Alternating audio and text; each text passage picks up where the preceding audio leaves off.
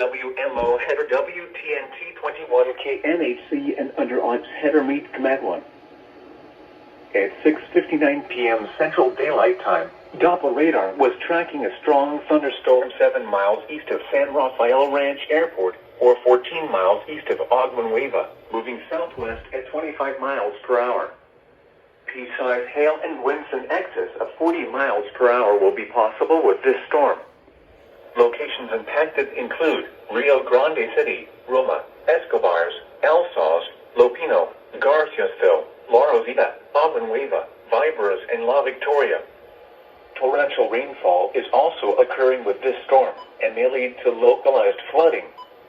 Do not drive your vehicle through flooded roadways. Frequent cloud-to-ground lightning is occurring with this storm. Lightning can strike 10 miles away from a thunderstorm. Seek a safe shelter inside a building or vehicle. The Laredo Climate Summary is at 4 p.m.